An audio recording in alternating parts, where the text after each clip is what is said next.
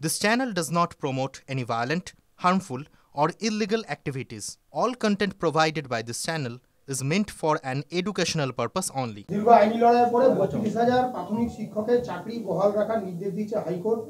এই যে রায় হাইকোর্ট দিয়েছে তার পরিপ্রেক্ষিতে রাজনৈতিক যারা বিরোধী সিপিএম মূলত তারা বলছে মানবিকতার নিদর্শন আবার কি, তাহলে এরপরে কেউ চুরি করবে, ডাকাতি করবে, কর্তাদের ছেড়ে দেবে। কি বলবেন এই প্রেক্ষাপটে?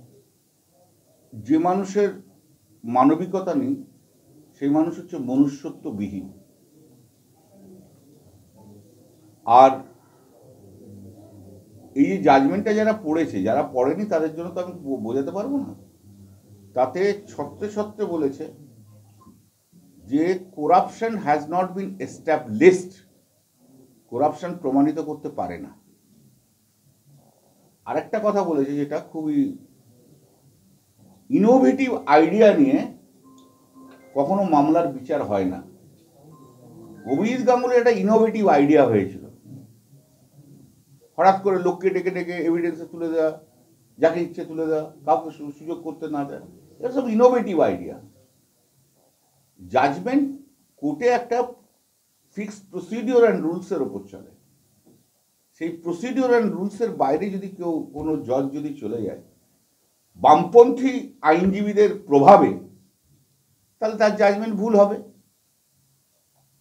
জাজমেন্টে অনেকগুলো পার্ট আছে। একটা পার্ট যেমন বলছে যা কিছু হয়েছে বিয়ন্ড দ্য প্রিডিং, জাজমেন্ট যা দিয়েছিল বিয়ন্ড দ্য প্রিডিং। প্রিডিংটা তো একটা বড় ব্যাপার, যারা আইনের জগতে আছে তারা জানে যে প্রিডিংটা বড় ব্যাপার, প্রেয়ারটা বড় ব্যাপার।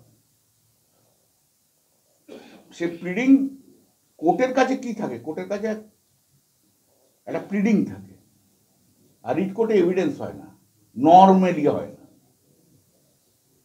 যেমন বিক্রি পাশনে হয়েছিল সেটা অন্য কথা, কিন্তু প্লিডিং এর মধ্যে কোথাও কিছু নেই। যা ইচ্ছা বক্তৃতা দিয়ে তো বিচার হয় না। আর মানবিকতার পার্টটা হচ্ছে একদম শেষের পার্ট, যে লাস্ট পার্টে যে জাজমেন্ট বলছে। এবং আমি মনে করি যে মাননীয় তপব্রত চক্রবর্তী এবং মাননীয় ঋতুব্রত মিত্র যে জাজমেন্ট দিয়েছেন সেই জাজমেন্ট কিন্তু হাইকোর্টের একটা আজকের দিনের একটা নিদর্শন। মানবিকতা বিহীন হয়ে যাচ্ছে। খেয়ে দেবো চাকরি, কেটে দেবো চাকরি থেকে দেবো না, এই মানসিকতা নয়। সংবিধানটা হচ্ছে, সংবিধানের যত ধারা আছে না, এটাকে পজিটিভ ভাবে দেখতে হয়, নেগেটিভ নয়। দুর্ভাগ্যের ব্যাপার হচ্ছে এই যে ফান্ডামেন্টাল রাইট বলো, ডেমোক্রেটিক বলো, রাইট বলো, সবগুলো না পজিটিভ দেখতে হয়, নেগেটিভ দেখলে হয় না। সংবিধানকে প্রতিদিন তার অধিকারকে বর্ধিত করতে হয়, এটা কোর্টের কাজ এবং আইনজীবীদের কাজ। বামপন্থীদের সমস্যাটা কি হয়েছে?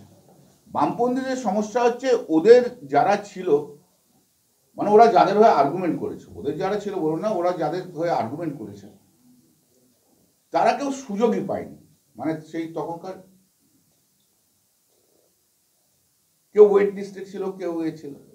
অভিজিৎ গঙ্গোপাধ্যায় কি করেছিল? অভিজিৎ গঙ্গোপাধ্যায় করেছিল যারা সুযোগ পায়নি, যারা বই মেরিটই আসেনি, তাদের জন্য দরজা ওপেন করেছিল, আর এদের চাকরি খেয়ে দিয়েছিল। মানে বামের লোকেরা আসবে, চাকরি করবে, আর সাধারণ মানুষ কেউ চাকরি করবে না। কিন্তু ডিভিশন বেঞ্চ যেটা করেছে সেটা বলছে এই জাজমেন্টটা not based on any law. মানবিকতা দেখুন, আপনাকে বলি, যেমন এই এগুলো মানবিকতা না থাকলে হয় না। এই যে chief justice of India Suryakant এবং জয়মাল্য বাগচি, ওই বাংলাদেশ থেকে যাকে নিয়ে এসছে সোনালী বিবি, বলে যে পরে বিচার হবে, আগে ওকে নিয়ে এসো, এটাই তো মানবিকতা। বামটা উঠে গেল কেন? বামটা উঠে যাওয়ার পিছনে মানবিকতাটাই চলে গেছিল ওদের। সিঙ্গুর আন্দোলন কৃষকের আন্দোলন ছিল, কৃষকদের অধিকারের প্রশ্ন ছিল, মানবিকতার প্রশ্ন। সেই মানবিকতার প্রশ্নটাকে বুদ্ধবাবু কখনো দেখেননি, বামেরা কখনো দেখেননি। আজ তাই জন্য আজকে বাম শূন্য হয়ে গেছে। ওরা যত বলবে তত বাংলার মানুষের কাছ থেকে ওরা শূন্য থেকে শূন্য শূন্য শূন্য শূন্য শূন্য শূন্য চলে যাবে।